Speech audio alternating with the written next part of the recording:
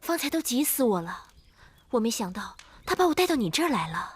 是我疏忽，差点就给姐姐惹来了祸端。你真的做了泥符节？太危险了。我一直想不起那符节上的字迹，又不见大王追查符节的动静，我一时心急，想用黄泥依着记忆把那符节做出来。看来真的有人在暗中窥探，你太大意了。怪我报仇心切，急于求成。还好，幸亏妹妹应付得滴水不漏。不知是我的运气，还是有人诚心想要帮我。什么意思？这符节之事，应当让大王知晓。你要不提，我还真没想到。可是大王他能信吗？这事情的头尾都能连上，该算是有凭有据了吧？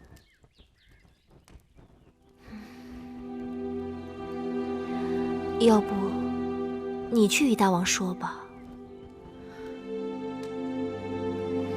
我还是不要去说了，免得大王多心。好。国美人被禁足了，听说大王还专门派人去训斥了他。这回他可是没逮着狐狸，反惹一身骚。哼，这次算芈月他们运气好，碰到国美人这么个缺心少肺的。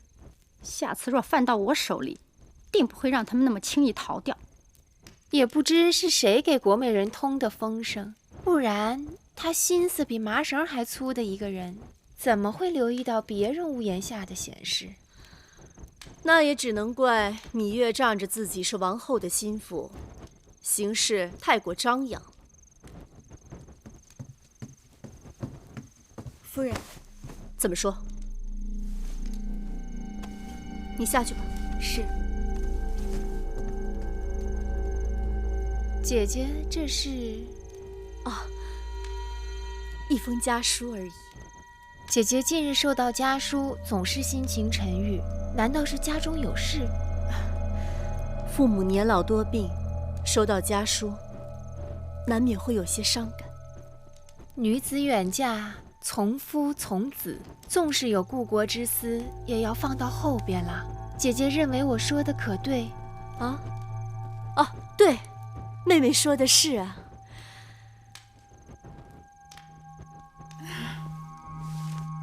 天色不早了，妹妹先回去了，你们也早些歇息。妹妹慢走。姐姐慢走。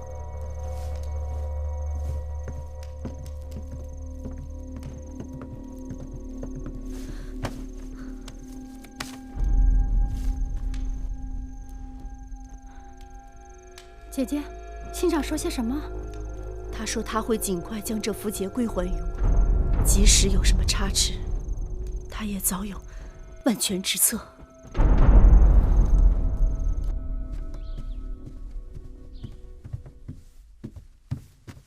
大王，芈月求见。不见。是。等等，让他进来。是。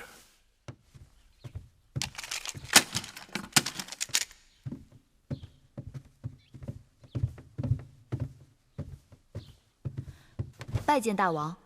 你来做什么？芈月想起一件要紧的事情。何事？芈月终于想起那义渠王手中符节上的字迹了。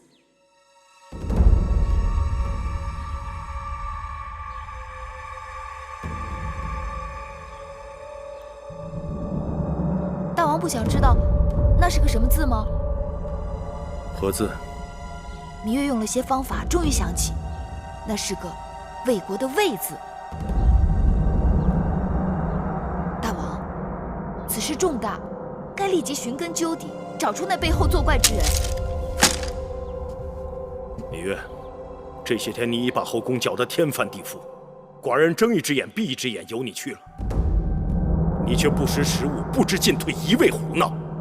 你从义渠草原回来，已有大半年之久，突然信誓旦旦地说，你曾见到义渠王手中有个符节，又突然说那符节上刻有一个魏字。你记性好，为何当初从未提起过符节？现在想起来再说，谁知是不是心悸多梦，梦中生幻？寡人最恨后宫无事生非。我问你，是不是王后让你来的？不是，王后并不知晓。王后还算有分寸。大王若不信，何不在后宫核查嫔妃们手中的符节？那便可水落石出了。大胆！一个小丫头在寡人的大殿里胡言乱语，干涉朝政。母亲，在，还不给寡人把她撵出去？是。芈月，走，出去！快走了，快走，快走。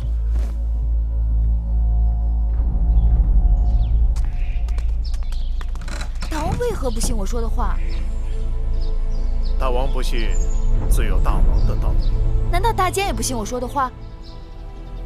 老奴信不信，并不重要。那你昨日为何要帮我？老奴何曾帮过你啊？大监，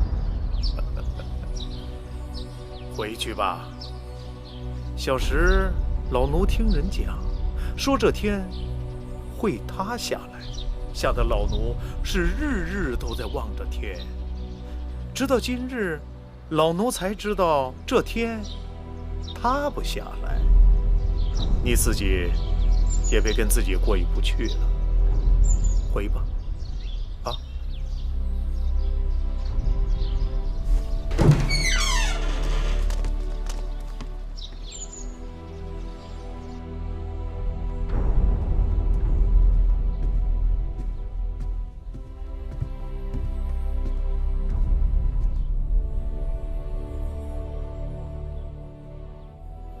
大王，那小丫头脾气太倔强了。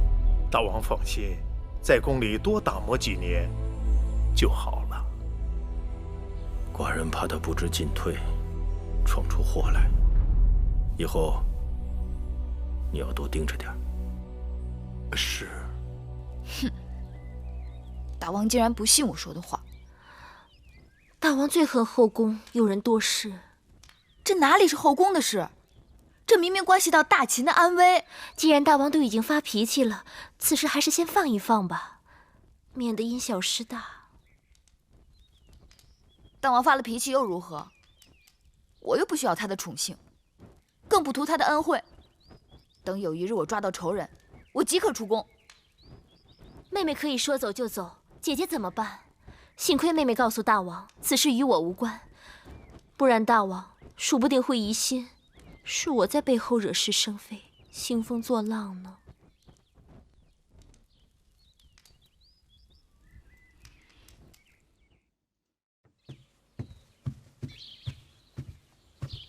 大王，王后来了。哼，难道王后跟那个小丫头一样，不知深浅？让她进来。是。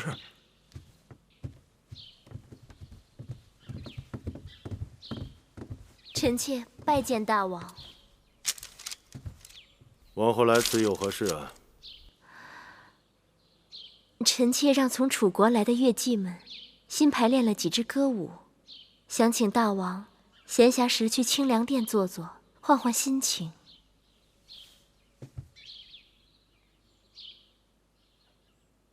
好，寡人今晚有空，晚上后去吧。是。这几日，那芈月在做什么？芈月这几日忙得很。其实这些曲子也是芈月帮臣妾选的，她在这上面费了不少心血呢。这就对了，女人嘛，习习歌舞，做做女工，其他的事情少操心才好。臣妾记在心上了。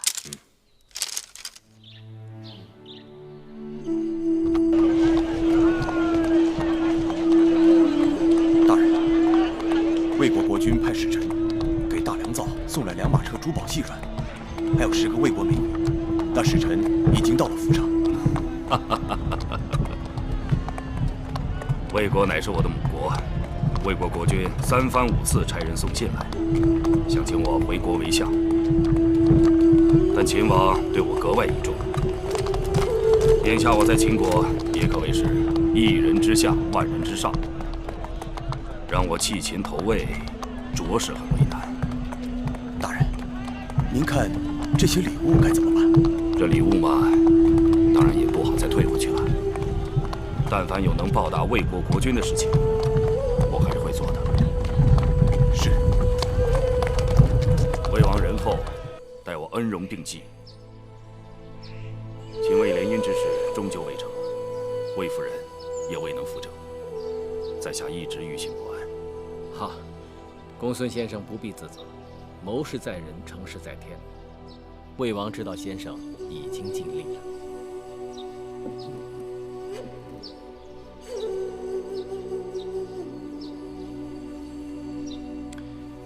先生以为张仪此人如何呀？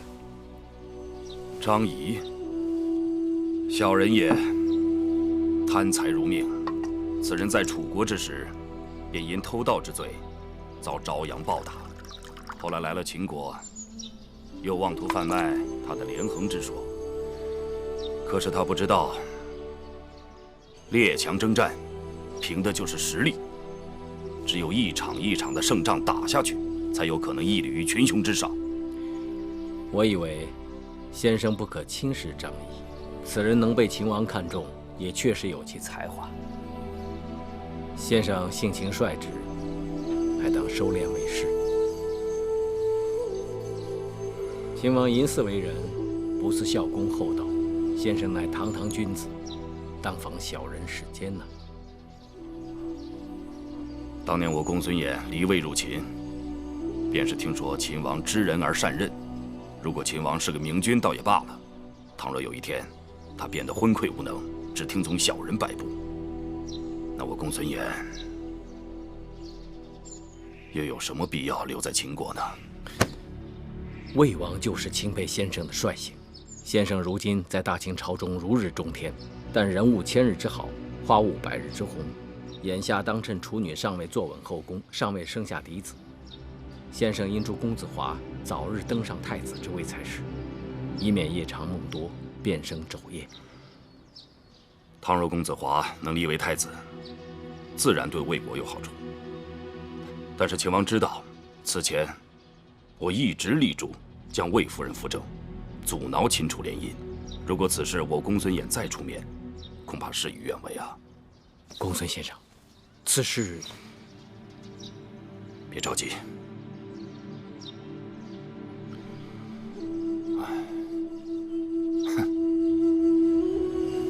那儿不还有一个贪财如命的张仪吗？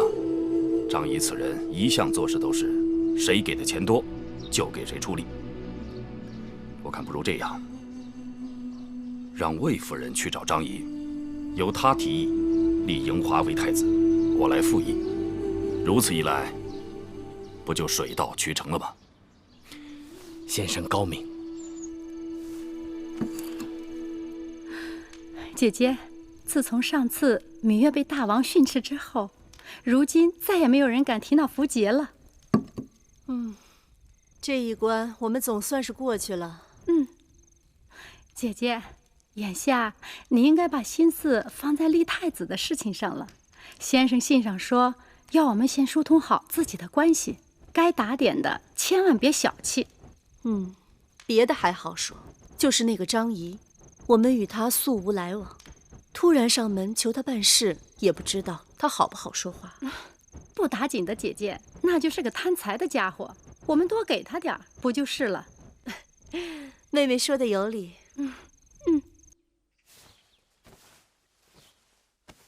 这件怎么样？奴婢看王后穿这件红色的最好看。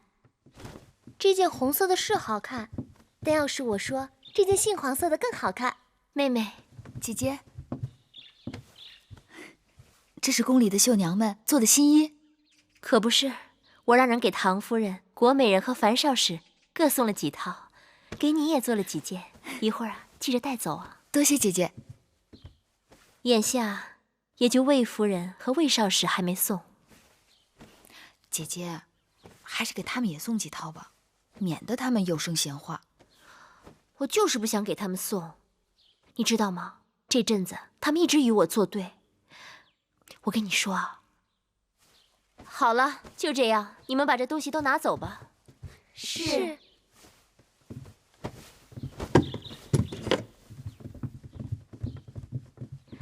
妹妹，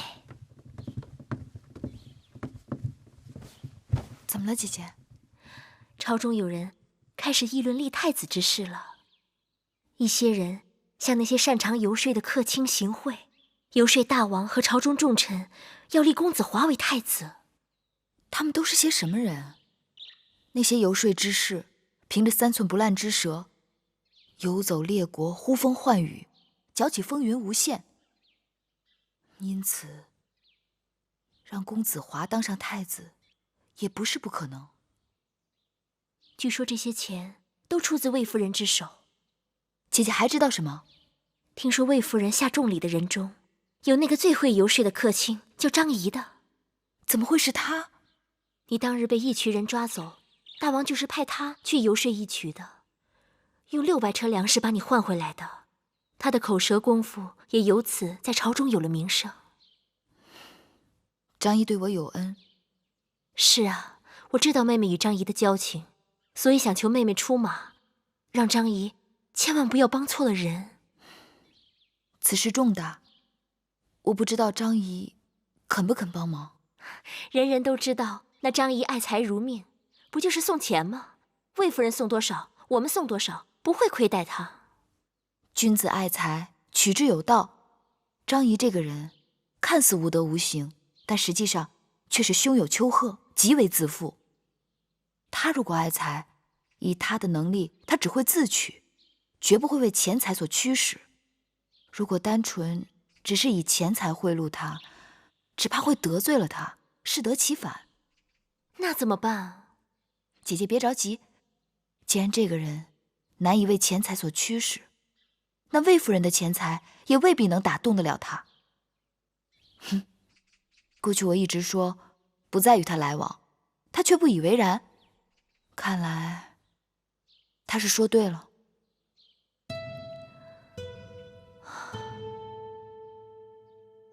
变化无穷，各有所归，或阴或阳，或柔或刚，或开或闭，或赤或张。是故上先生，有位宫中来的女子求见。审查其所先后。先生，先生，有位宫中来的。我诵读之时，万物搅扰，我说过多少次？让他留下名帖就行。先生，他说他是先生的故人，来给您送礼的。送礼？对。故人？对。快请。是。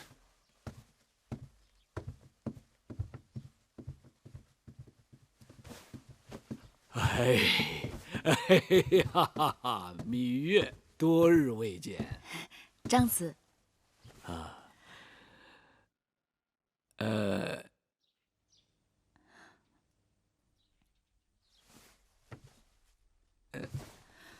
礼呢？你怎么两手空空就来了？啊，这是一袋晒干了的木樨花，蒸饭烹茶的时候放一点进去，倍增香气。这一袋是茱萸子，随身佩戴，驱邪去恶。倍增香气啊，驱邪去恶啊，就这2样东西，你就把我打发了？我到你这里来，还要请求你给我指点迷津呢。你这哪是送礼，你这分明是讨债来了。我还未张口，你怎知道我要说些什么？来，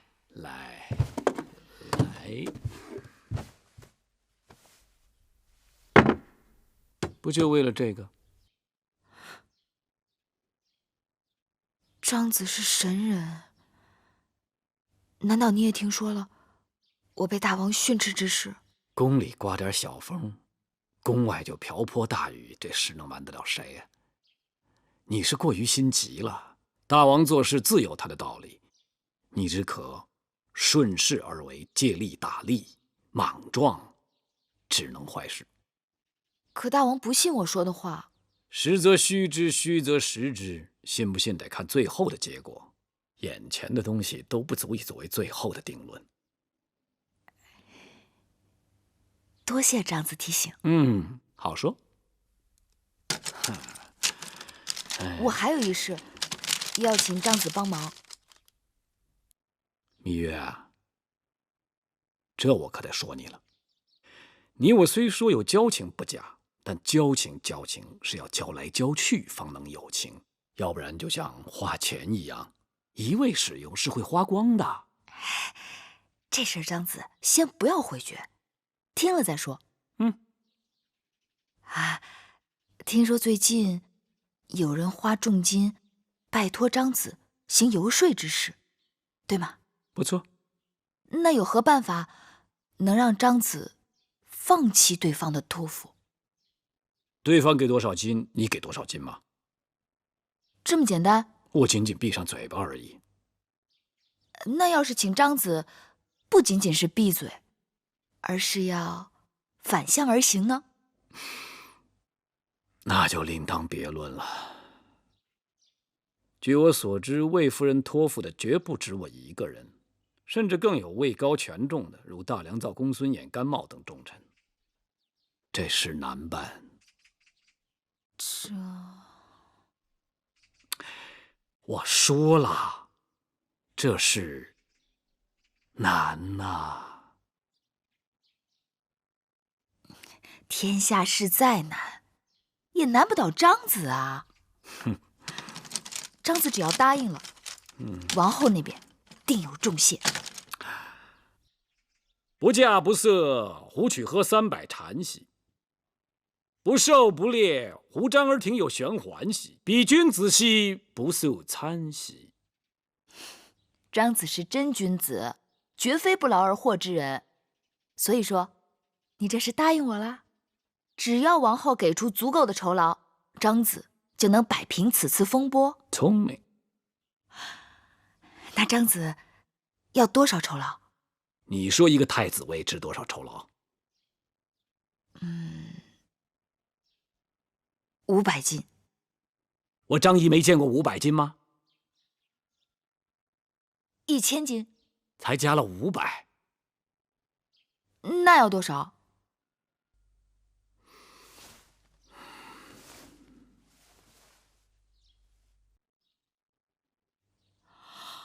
？5000金。你这口也张得太大了吧？芈月，你糊涂啊！我若不向王后要足了重金，她怎会相信我张仪有如此非凡之能力？她又怎会知道你芈月出力游说之不易？我若不向她要足了重金，她如何能体会我倒汤赴火，历尽千难万险？她怎会对我心存感激呢？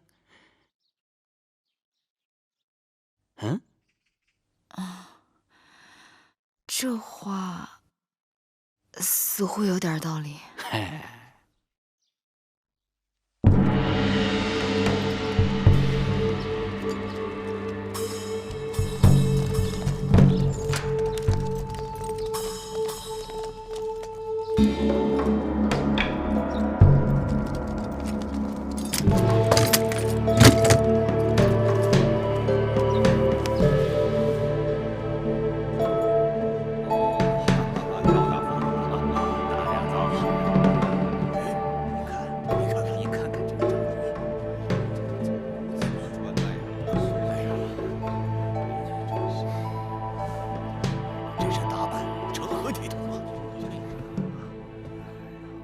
张仪，大良造，今日大朝，你为何如此打扮？如此打扮，有何不妥吗？周礼四府早有规制，诸侯与其臣，皮鞭以示硕；朝服以日示朝。身为大秦臣子，应知冠冕朝服本为百官进谏、主君议政之服饰。你看看你今天什么样子，头无冠冕，蓬头散发。你眼里还有大王吗？啊，原来大良造眼中只有衣冠，没有人品。如果穿戴冠便朝服就能面君议政，那这大殿上保不准就会混进一些徒有其表、衣冠楚楚之禽兽。再者说，尊不尊君王，不在嘴上，更不在脑袋上，而是在心里。纯属无稽之谈。张仪，你这个家伙，行为放浪，言语轻狂，你以为自己是什么人？我张仪自然就是张仪，但不知在大良造眼中，我张仪是什么人呢？大王到！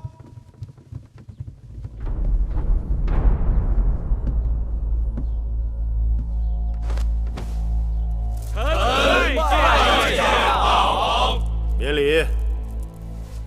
好热闹啊！争什么呢？说来让寡人听听。大王，今日大朝，张仪军前无状，目无周礼，举止癫狂。大王明鉴，张仪并非癫狂，只是头痛而已。哦，张子怎么会头痛？张仪脑袋太重，戴不得冠冕，戴了就会头痛。这是何道理？因为装东西太多，所以张仪的脑袋太重。此话当真？微臣绝不敢在大王面前打诳语。张仪的脑袋里装的都是有益于大秦江山社稷的筹谋。大王，张仪完全是一派胡言。张子，你可不能光卖弄口舌，寡人要的是真格。既然你说你的脑袋比别人的重，寡人信你一次，但你要把你的筹谋一一拿出来，给寡人看看。一诺无辞。好，望张子言而有信，绝不反悔。从今日起，寡人就赐你免官上朝。但你也要记住，寡人要的是你脑袋里的东西，并不是你脑袋外面的东西。谢大王。大王，大良造，这官变之争，本是小事一桩，你这般计较，何苦呢？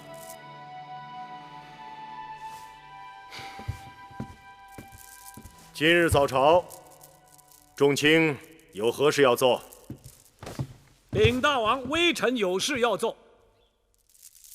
这几日想必大王早有耳闻，朝廷上下飞短流长，众人关注大秦社稷天下，纷纷议论大王应该适时立下太子。张子的话有理，立嗣乃国之根本。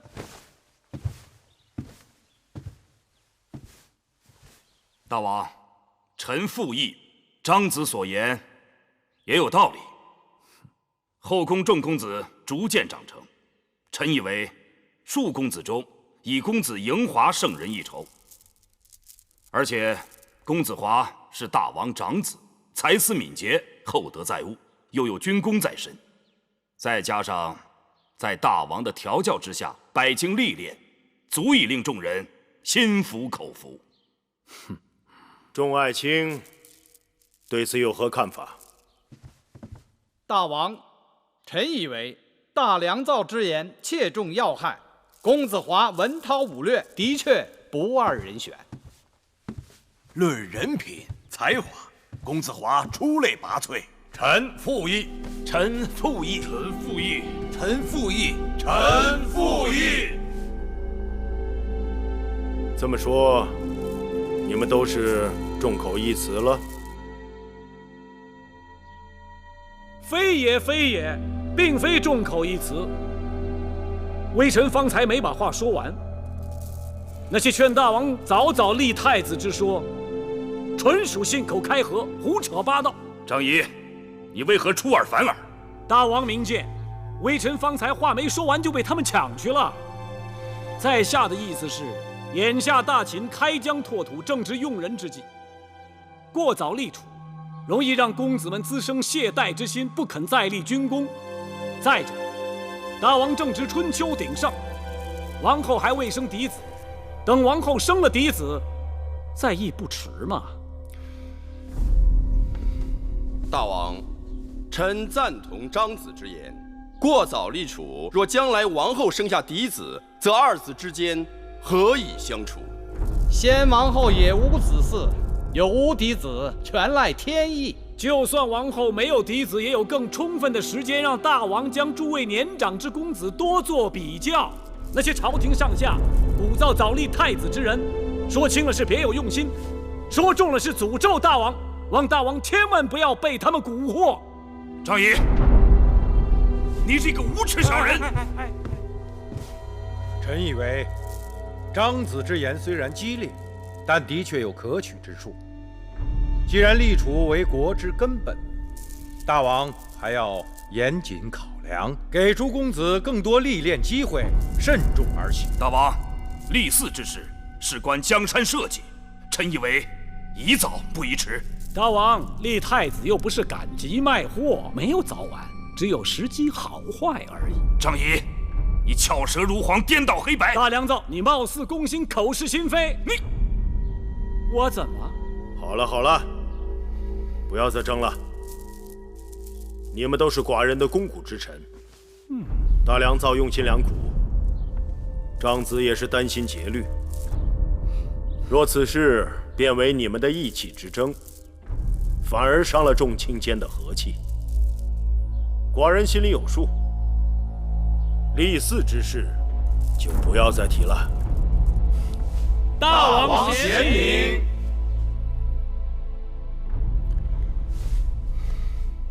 姐姐，你找我？妹妹，快来。妹妹，那5000金果然有效，恭喜姐姐。我听说张仪可把那个公孙衍气坏了。公孙衍下朝后对他的手下说，在秦国有他没张仪，有张仪便没有他。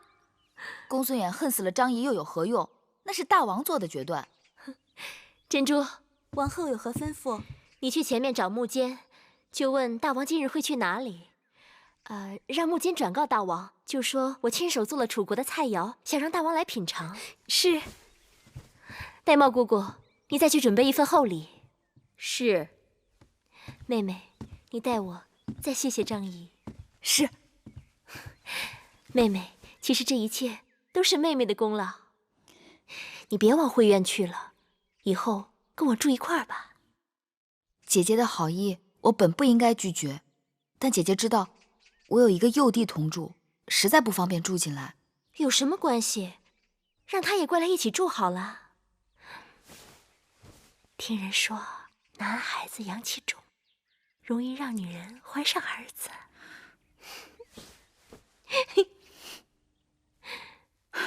这个张仪真是太该死了，竟然坏了姐姐大事。是我小看了他，他竟敢拿着姐姐的会金，还反过来咬姐姐。他既然敢这么做，就说明他有恃无恐。可他不过只是一个普通的客卿，连大良造都败在他手上。今后你我不得不提防他了。哼，绝不能这么轻饶了他，一定要好好想个法子教训他一下。暂时还不能公开得罪他。为什么呀？张仪此人心术不正，除了爱财，还觊觎大良造之位，所以不管大良造说些什么，他都要反对。但是此人舌辩无双，得罪了后患无穷。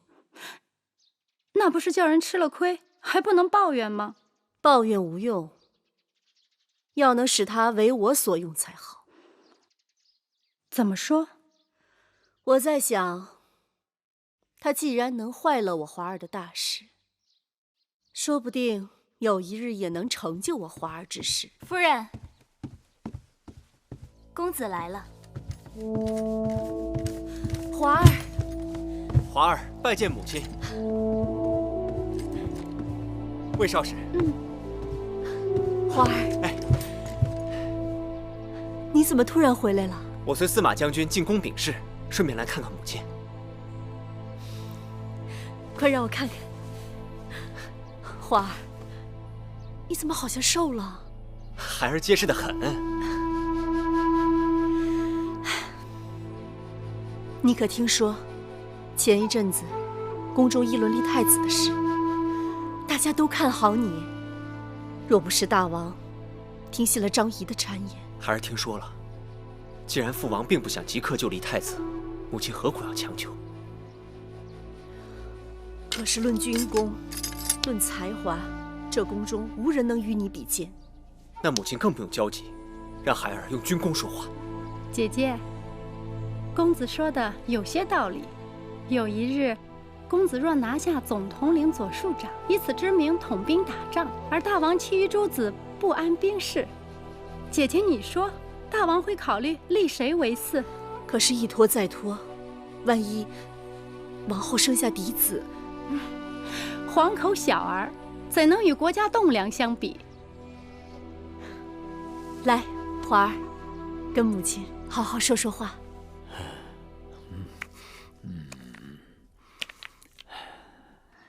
怎么，张子早知会有今日？张仪做事自然要走一步看三步。会不会眼前这件事情，从头到尾也是你一人操纵？那倒不是。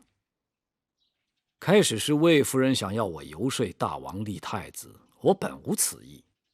可后来听说他向朝中多位重臣一一送礼，更有那公孙衍想拿我当枪使，我张仪岂能任人摆布？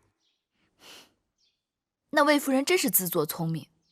若是人人都求道，人人都答应帮忙，那若是不成功，岂不是人人都没有责任？没错，我张仪的心胸可以容纳四海，却也会分寸计较。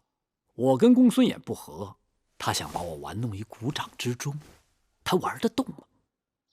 其实，王后就是不求你，你也要把此事搅黄，对吗？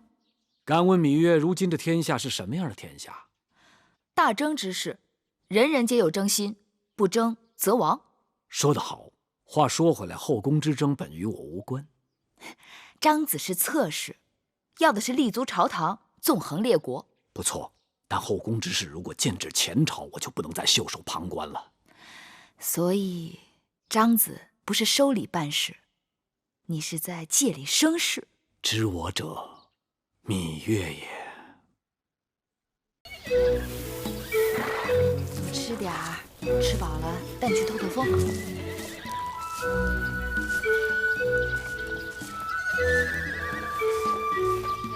你是谁？他叫黑。等一下，让我猜猜，你是芈月，是也不是？哎，你怎么知道？看你的打扮，不是宫女。去年宫里新来的就只有王后和她的3个应侍。我听说景氏和孟昭氏都不喜骑射，那么独自一人来马厩的，自然只有芈月啦。既然你猜着了，那也让我猜猜阁下是谁。刚进宫时，宫中的嫔妃拜会王后，那些嫔妃该见的我都见了。你的打扮也不像是宫女。我记得有人跟我说过，大王有一位善骑的小女，那就应该是你了，大公主。你好聪明，以后你叫我梦莹就好。你真是个爽快人，直爽人碰上爽快人，我们俩一定可以聊得来。走，骑马去，走。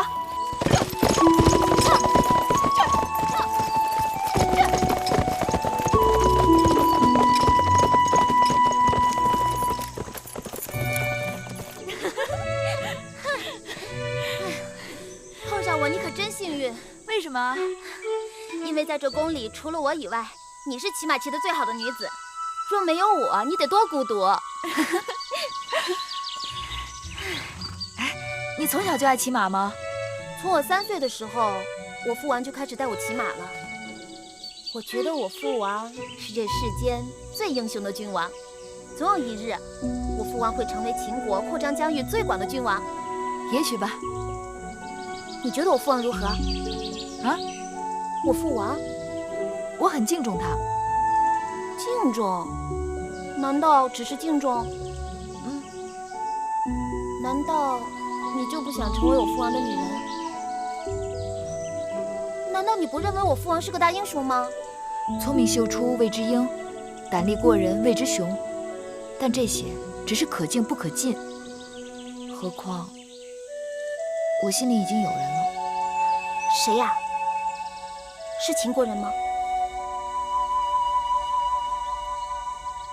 他是楚国人，我们曾经相约要共度一生的。眼下我留在后宫，也是因为他。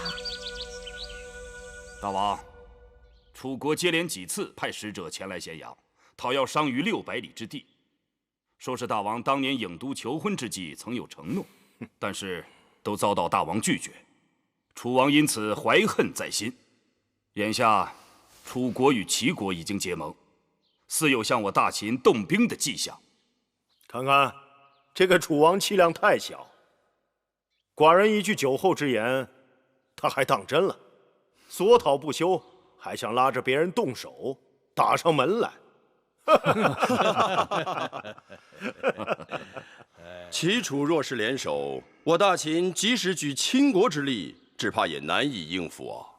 司马将军，你何苦长他人志气，灭自己人威风呢？甘大夫所言极是，我看不如就此机会教训一下楚国。大王，臣愿意带兵出征。大王，自商君变法，我秦国虽然国力大增，但毕竟底子单薄。这些年与魏、赵、义、渠等国连年交战，壮丁皆服兵役，耕地荒芜。尽管得到一些割地赔款，但收不抵支，都是靠秘密派出商贾向楚国和巴蜀等地购买粮食，才得以维持不闹饥荒。臣以为，秦国暂时不该再战，要养息休生一阵。若是他们打到家门口呢？是啊，楚离子，两害相较取其轻，我看这仗只好打了。谁说这仗就只好打了？啊，大良造，你太爱动武了。张仪，怎么又是你来哗众取宠啊？我怎么哗众取宠啊？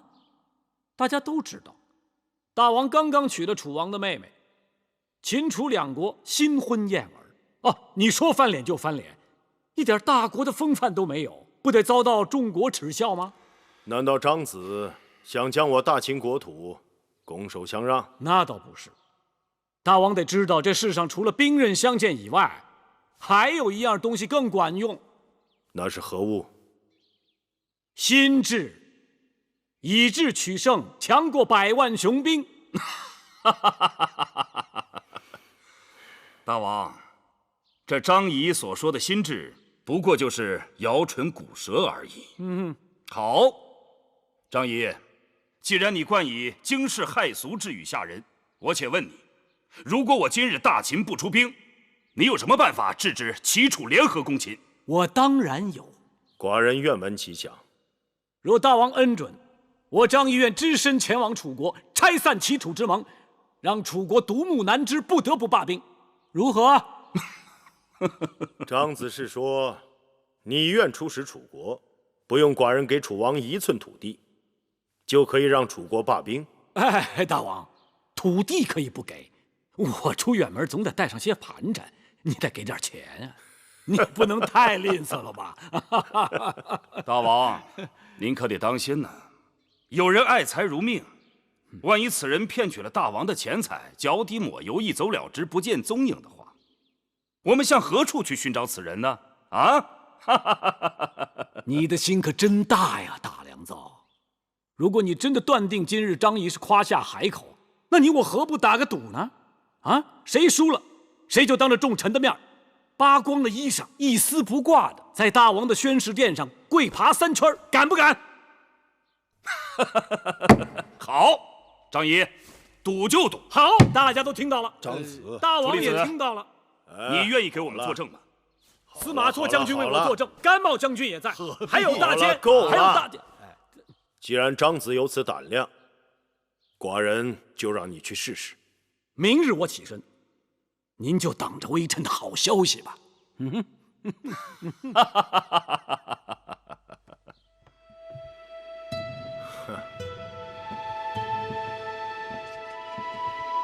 好，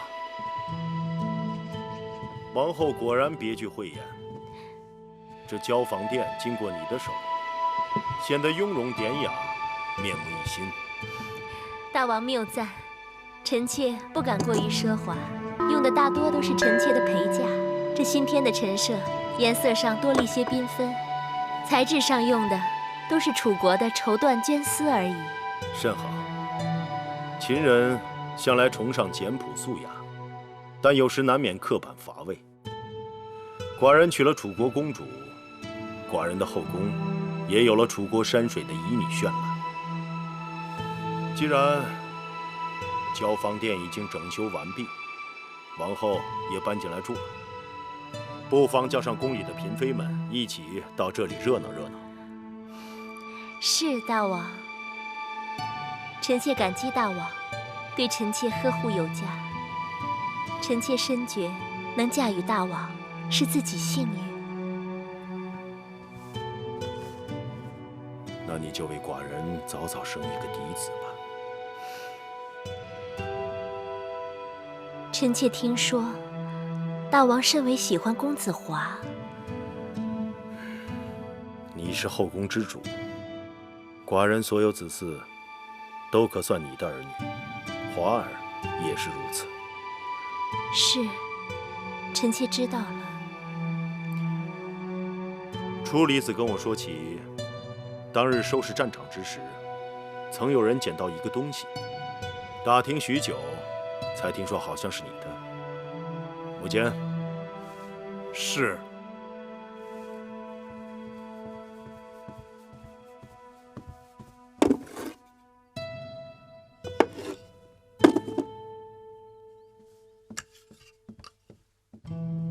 怎么了？这不是你的吗？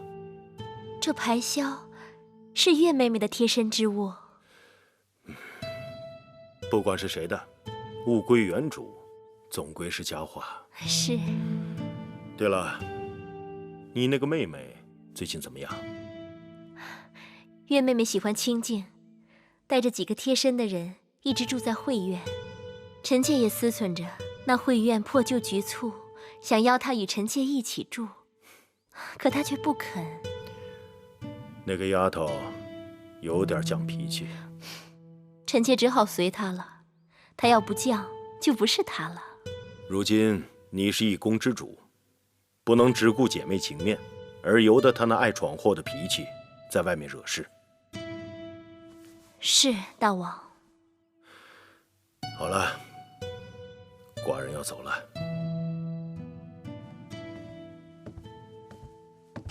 慧儿，快来！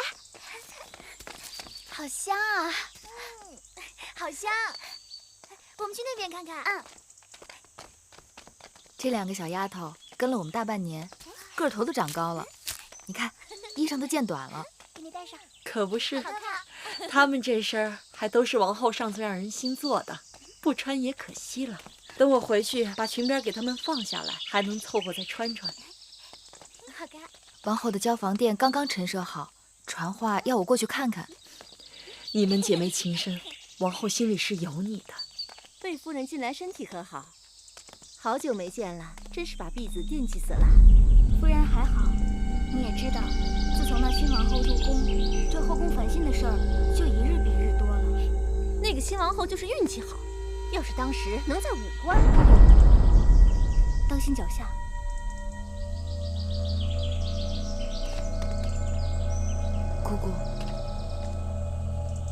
姑姑是否觉得那人的身高面容有些眼熟？在武官驿馆，我日日与那厨娘打交道，就算扒了她的皮，我也认得她。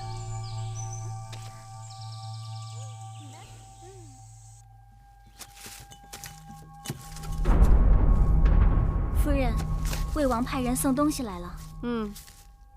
拜见夫人，魏王让奴婢给夫人问好。有劳魏王牵挂。夫人，是我。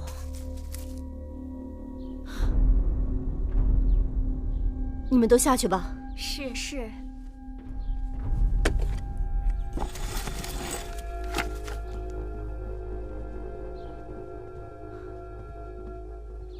桑儿，你怎么来了？夫人认错了，奴婢是桑儿的妹妹慎儿。因为姐姐日夜思念夫人，刚好魏王要派人给夫人送东西，于是奴婢就讨了这个差事，替姐姐来看望夫人。哦，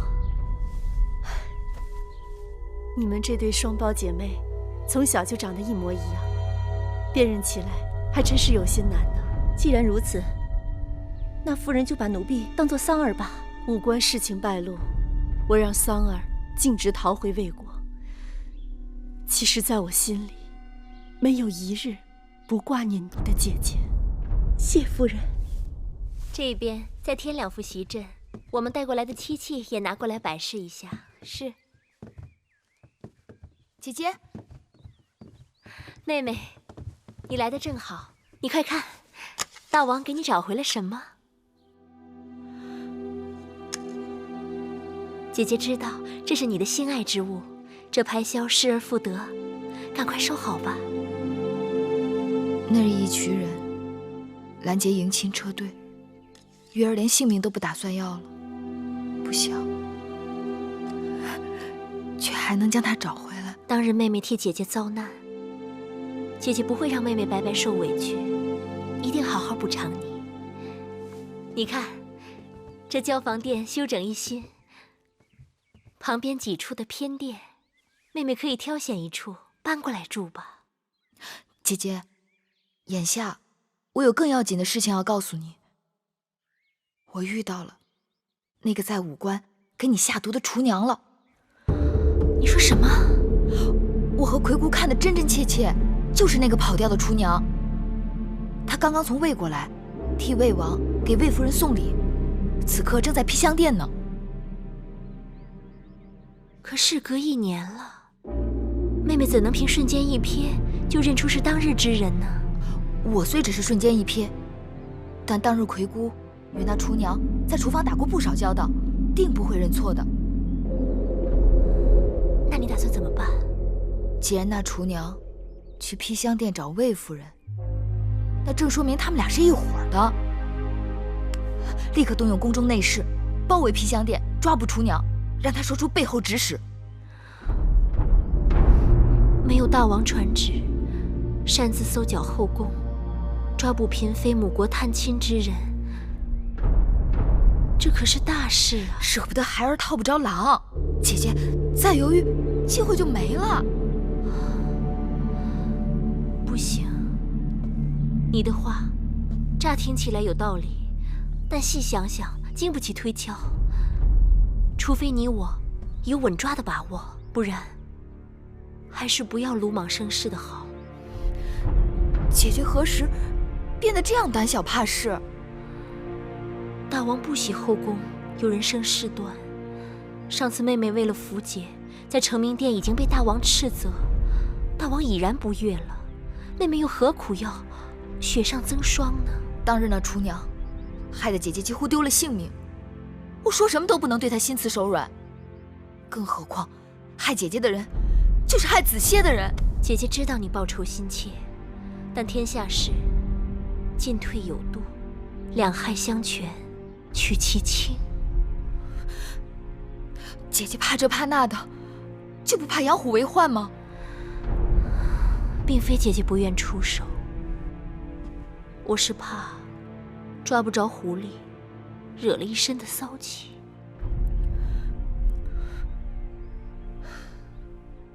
王后大约也有她的难处，你毕竟是她的陪嫁姻妾，若出差池，王后是要担干系的呀。明明仇人就在你眼前，你却拿他无可奈何。夫人，夫人，他们是不是察觉到什么了？那个瘦女人好像要出宫。什么？慧儿呢？在那盯着呢。哼，我就不信邪，一人做事一人担，偏不让他在我眼皮底下跑了。月啊，走，真的不像往哪评理，你抓错人了。外面在闹什么？是芈月逮住了魏王给魏夫人送礼的人，说此人曾在去年在武关给王后下毒，被发觉后潜逃。魏夫人得知来抢人，两边闹了起来。这到底怎么回事？大王，这女子是魏王派来给臣妾送东西的奴婢，芈月无理取闹，竟将我母国来人随意拦截侮辱。芈月与他无冤无仇，何苦要与他过不去？这女子明明就是去年在武关毒害王后的凶手。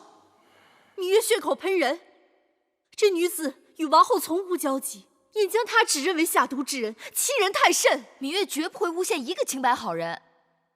去年我亲眼见到这女子扮成厨娘，在武关驿馆下毒，若不是女医治医术高明，王后就差点丢了性命。她只是魏国宫里一普通女婢，为何要千里迢迢去武关毒害王后啊？那就要问魏夫人了。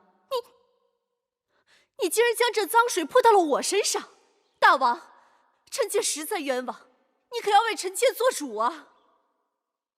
就算这个女子真的谋害过王后，你硬说魏夫人是其主谋，到底有些牵强。芈月打探过了，这女子叫桑儿，宫中人人皆知。她曾是魏夫人的贴身陪嫁侍女，在秦宫侍奉魏夫人多年，与魏夫人十分亲近。可就在去年年初，王后临嫁入秦宫之前，她突然离开了秦宫，踪影全无。若不是事出有因，这突然失踪也太蹊跷了吧？你抬起头来，寡人记起你了。芈月说的没有错。大王，奴婢不是桑儿，奴婢是……大王，这桑儿绝非是芈月所说的下毒之人。魏夫人说的是，武关下毒之人绝非桑儿。芈月不会看错，当日谋害王后性命的人就是他。大王，芈月捕风捉影。去年年初，桑儿的母亲过世，父亲病重，桑儿是家中独女，我给了她些盘缠，便让她回魏国尽孝了。从此她留在魏国，再也没有回来。此事在我皮香殿人人皆知，大王尽可派人去查问。大王，魏夫人打算害人，当然要将进退早早盘算好，找个口实还不容易。芈月这是处心积虑的，要陷害臣妾呀！你到底是人是鬼，心里应当明白。大王，臣妾实在是冤枉啊！自打王后入宫，便一心想在宫中立威。臣妾帮着先王后打理后宫事务多年，被王后视为眼中钉，欲除之而后快。眼下，他又指使自己的应妾来陷害臣妾。大王，王后来了。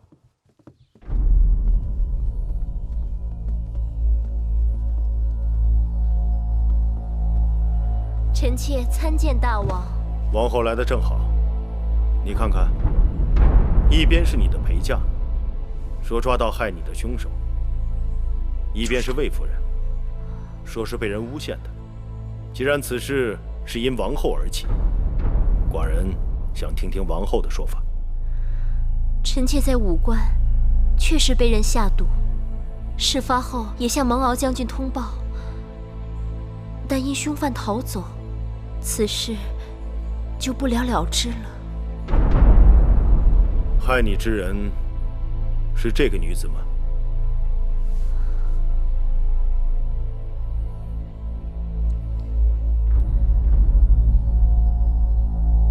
当日，臣妾身在明处，害我之人躲在暗处，害人之人识得臣妾却不知被谁人所害。那你以为下毒之事跟魏夫人有关吗？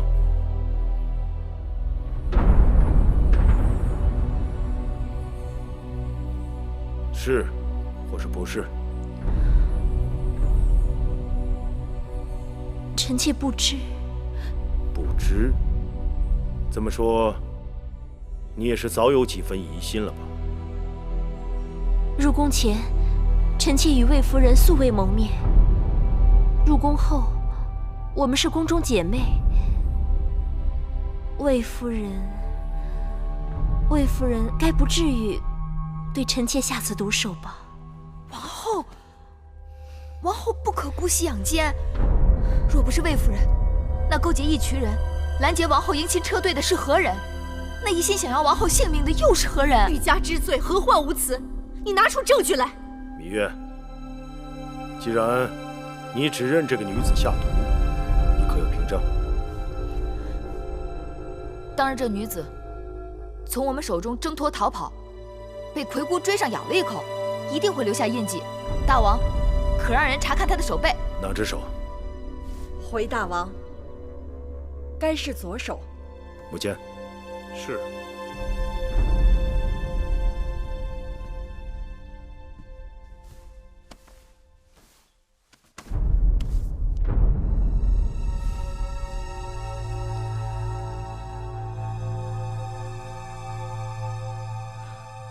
怎么？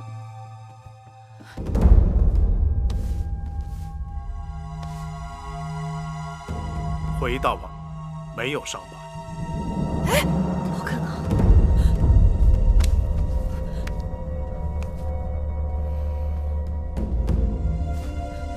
大王明鉴，臣妾一生清白，却被人诬良为盗，此刻水落石出。大王，你可要为臣妾主持公道啊！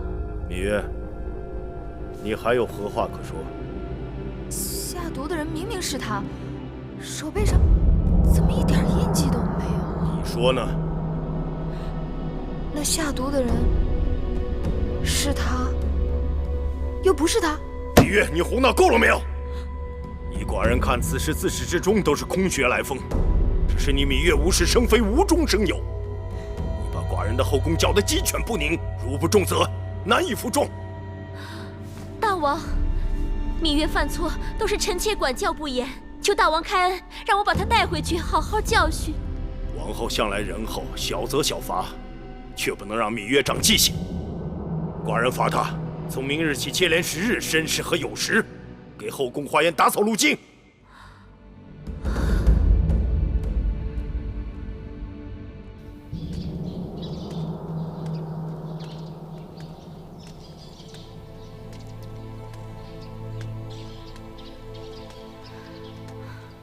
不是姐姐怪你，今日之事，妹妹真的太过莽撞了。我是怕那真凶跑了，就再也抓不回来了。可如今抓错了人，反倒让魏夫人他们无理变有理了。我就想不明白了，那张脸绝对不会认错，怎么竟然不是他？好了，现在说什么都没有用。大王罚你在后花园扫地，让别人看了笑话，有什么了不起？扫地，总会比擦洗高堂台的台阶更难吧？你呀，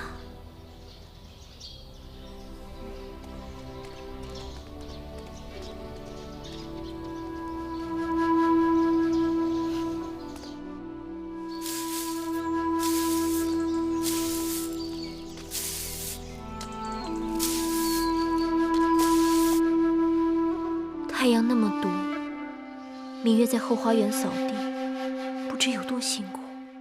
珍珠，你再让御膳房做些绿豆汤，我们给芈月送过去。是。王后真是心地纯良，芈月整日在外面给王后招惹是非，王后不仅不责怪，还要送绿豆汤犒劳她。昨日在承明殿，月儿是为了给我出头，才被大王斥罚的。说起来总是内疚。王后诧异，芈月不过是王后的陪嫁应妾，她一向张狂，自行其事。王后若不对她严加管教，约束言行，今后还不知道要闯出什么祸事来。姑姑，这是我与她的事，和你们无关。王后，别再说了，再去给我盛一碗。是。妹妹，妹妹，你这巧手，一刻也不肯闲着。不必多礼。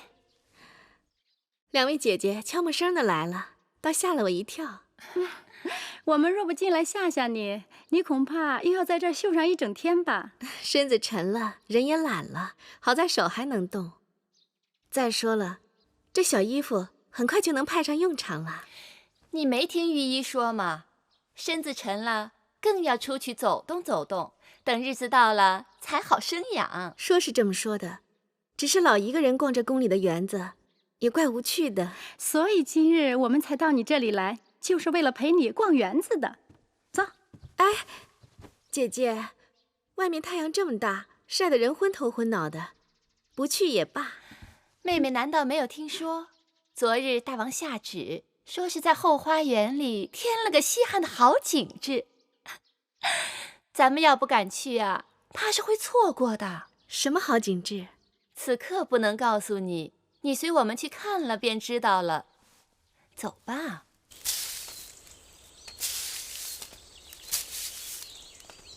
哟，你们看，那是谁呀？还能有谁呀？那不就是王后的亲妹妹芈月吗？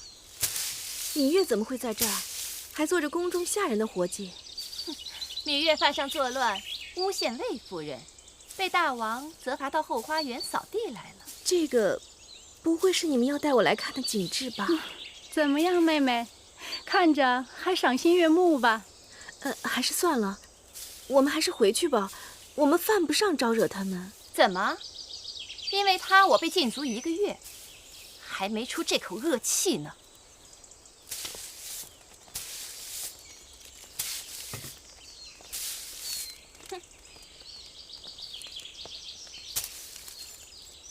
见过国美人。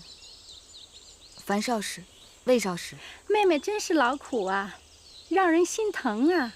若早知如此，该悔不当初吧。芈月做事，从不后悔。芈月妹妹手脚灵便，倒像是做惯了粗活的人。听说大王除了罚你扫路径，还责令王后好好教训你。也不知道王后准备了多少藤条和板子。宫中愚不可及之人，果然很多。可惜王后今日的板子是打在自己的身上，大约该是有几分疼了。国美人，你擅生是非，谣言惑众，藐视中宫，你可知罪？芈月，你敢教训我？被别人当枪使唤，还到处卖弄，真是愚不可及。站住！姐姐，这死丫头气焰也太嚣张了，她完全就没有把你放在眼里呀。算了吧，我们还是回去好了。你尊卑不分，竟敢顶撞于我！来人，把他拿下！哎呀，可怜呀，可怜！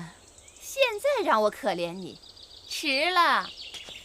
不是说你可怜？少废话，张嘴！谁敢动手？拜见王后。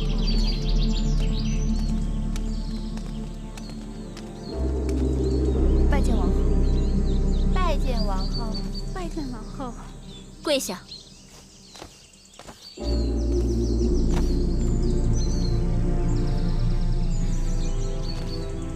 樊少使，你身子不方便，起来吧。谢王后。我竟不知道，这后宫中原来谁都可以越过我，来处置我的应试。臣妾不敢，王后明察。你是说我糊涂，看不清对错？太阳刺眼，看不清也是有的。哼，好，就算我眼神不济，你倒是说说，这芈月到底有何过错，要你来罚她？她一个没有身份的应妾，居然敢跟我顶嘴！你是宫中老人，自然懂得位分高低。方才胡言乱语，亵渎侮辱我，这该如何处置？臣妾性格爽快，都是无心之言。王后，这国美人好厉害呀，无心之言都能挑拨是非，恶意中伤。若有心，岂不即刻便杀了人？姑姑说得对，我今日不罚国美人本人，但我要罚她那张嘴。她既然喜欢长嘴，那就自己长嘴，20下即可。难不成要我请人帮你，更为妥当？王后，国美人服侍大王10多年了，即便是没有功劳，也是有苦劳的。求王后给他留点颜面。己所不欲，勿施于人。今日我要不罚他，怕他是没有记性。珍珠，是。你给我一下一下的数好了，要打得响亮，打闷了、打轻了都不算数。是。打呀，快打呀！打得太轻，这下不算，再打。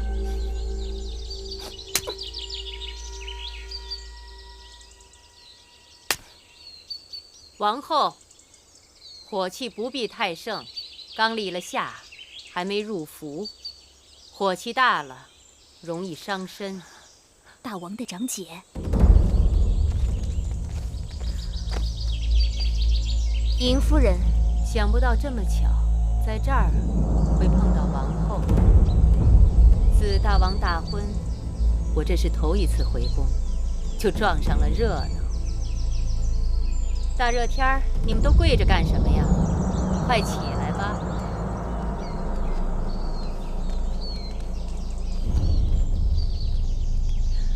尹夫人明鉴，臣妾无罪，不过就是多说了2句，并没有犯什么大错。王后竟然这般羞辱我！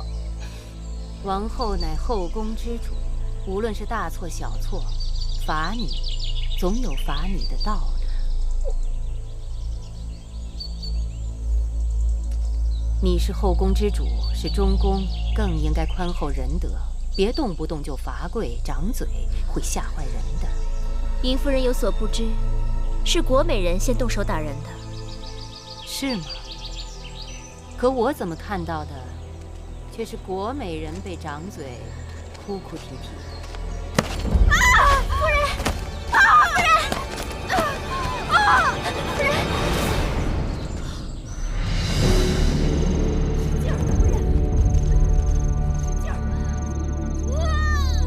使劲儿啊！夫人，使点劲儿！使劲儿！好，使劲儿！再使点劲儿！快了，快了！使劲儿！夫人！王后这般羞辱我，我还有何颜面在宫中活下去啊？大王要是不替我做主，那我只好死了。宫中的日子就是这个样子，有人一手遮天，有人就不得不忍气吞声。除了以死相拼，否则就要永远受人欺负。记得先王后还在的时候，有一次唐夫人做错了事情，先王后当着众人面责罚了她。她大约是因为面子过不去，就投环上吊了。结果被她的侍女撞上，救了她的性命。为这事，大王还训斥了先王后。从此以后，这宫里就没人再敢招惹唐夫人了，怕她再死一回。是啊，那次唐夫人运气真好。什么运气好啊？我猜她其实只是做个样子。她大约是预先让她的侍女候在门外，当她踢翻胡床，侍女冲了进来，别人也只能赞她好运了。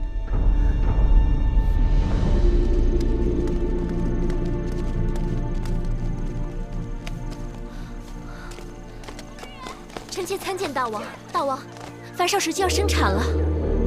怎么样了？樊少时滚下台阶，受到惊吓，身子也受了挫伤。这生产恐怕要费些周折，医女正在里面施救，请大王放心。愣着干嘛？还不快去！是。再使点劲啊！夫人，再使点劲儿！使劲儿！赶紧拿水，拿水来！坚持住啊，夫人！夫人，使劲儿啊！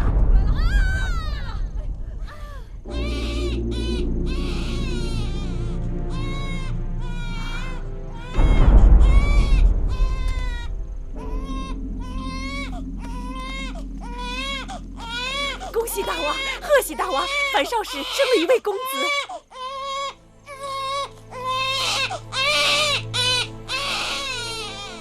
樊少时怎么样？樊少时失血过多，身体虚弱。李密，臣在。寡人将樊少师交给你，务必要让他康复。是。臣妾恭喜大王，又得了一位公子。大王，大王救命！大王救命！又出什么事了？国美人被王后施以掌刑，不堪受辱，投环自尽了。大王，你是后宫之主，看看你做的好事。大王，这不干臣妾的事啊！寡人明明听邢夫人说，国美人跟芈月口诀几句，你却大发雷霆，让国美人掌嘴，吓得那胆小的樊少师滚下台阶。你呀，太让寡人失望了。大王，大王，王后，姐姐，姐姐，太医，太医，姐姐。